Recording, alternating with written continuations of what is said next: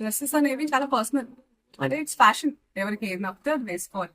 ఆయన దృష్టిలో ఆయన ఇన్సెక్యూరిటీ ఉన్నట్టుంది, ఆయన ఎలా కనిపిస్తారు, అందుకే అలాంటి రెస్ట్రిక్షన్స్ అంతా ఉన్నట్టున్నాయి. ఎవరి ఇష్టం వాళ్ళది.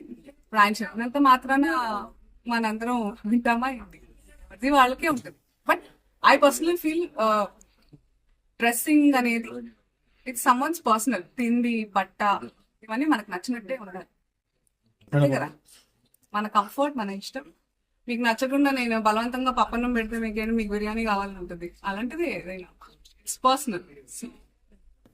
ఇట్స్ అన్ఫార్చునేట్ దట్ ఆయన ఐ ఫీల్స్ అంటే నేను సింపథైజ్ చేస్తున్నాను ఆయన మీద, దట్ ఆ మైండ్ సెట్ పాపం.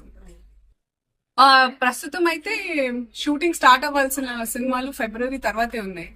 అందుకే ఒక 3 months నుంచి నేను చక్కగా మీ అందరినీ పర్సనల్ వస్తున్నాను. 2026 లో at least 3 films are on the line. పొట్టు మరి పెట్టుకొని పెళ్ళైనట్టు ఉంగరాలు, బట్టలు కూడా కట్టుకునేవాళ్ళు మన ఆడవాళ్ళు, మాకు వాళ్ళు ఇద్దరు బట్టలు పెట్టుకునేవాళ్ళు పెళ్ళైతే.